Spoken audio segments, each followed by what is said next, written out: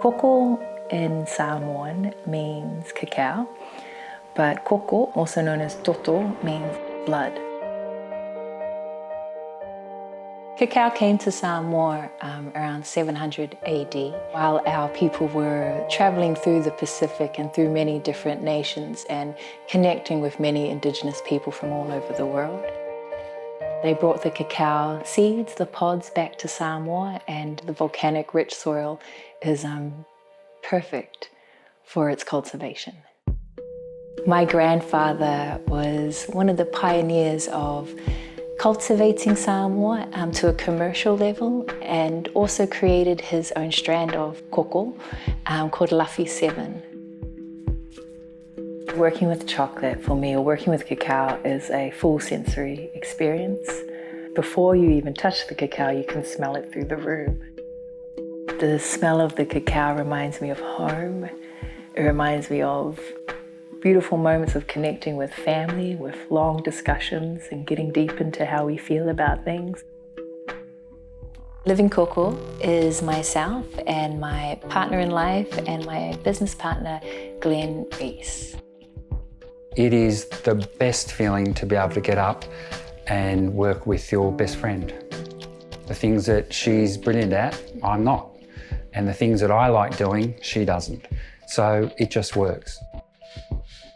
It's a beautiful project to be part of with him, and we are able to grow the business together and know that what we're doing has a great social impact for not only our villages and spaces back home, but also for us. There is a central space where all the koko is processed. But the koko is collected from many different domestic farms throughout Savaii and also in Uporu, which is the main island in Samoa. It's taken to one place in Asau, which is the village. In this space, they ferment and they dry the koko there. This is managed and owned by Samoa and Rosie Va'ai. Rosie is actually like a distant cousin of mine, and it's really nice to be connecting and working with my family back home in Samoa. How's it going over there? Sun is up, cocoa's growing. What more can you ask for? COVID's been pretty tough over here. How's it with you all? You know, like everywhere else, everybody's in lockdown, but you know, with farming, you can do it individually. But life goes on, and a lot of people are taking back to the land, so it's a good thing for cocoa.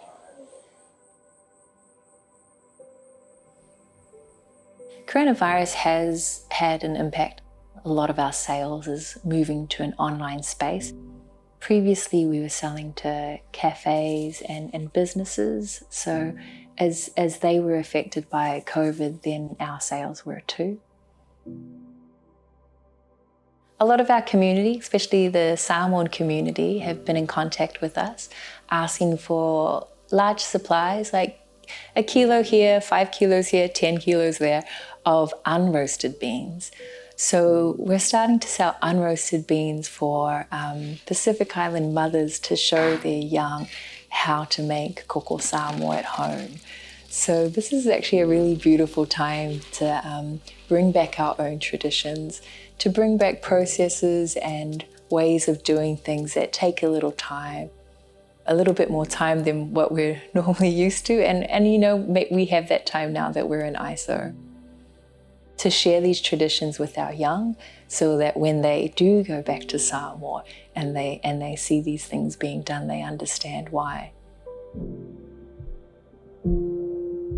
Supporting communities overseas and my community here, I think that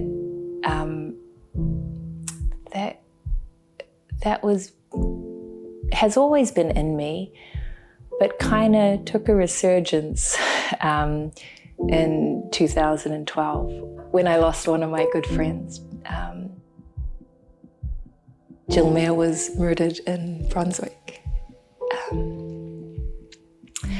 And that kind of changed just everything in my life. I realized that if I wanted to start seeing light again, I needed to create spaces of light for myself to remember that there was beauty in the world. Yeah. I guess I took another lens or approach to how I did things. I saw this skill set that I had in creating festivals. I was helping run festivals in Canada and here in Melbourne. And I put that into supporting my community here. And yeah, just creating Living Koko. I found a beautiful partner that wanted to go on the journey with me. And together we are able to support our communities back home with building their financial village economy, and also by supporting our communities here in Melbourne. The last My Island Dream that we did, which is a festival where schools come and perform and celebrate Pacific Island culture. It was the same day that she had gone missing many years ago. And I thought, wow, if I hadn't gone down that journey of trying to, I guess, see light in different spaces because of what happened, this wouldn't have happened. We wouldn't have 300 young people performing and feeling so much pride and confidence in connecting to their lands. And it definitely puts you in a space of gratitude always. Yeah.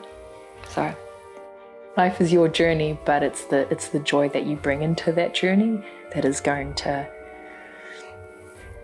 make your life a blessing, full of blessings.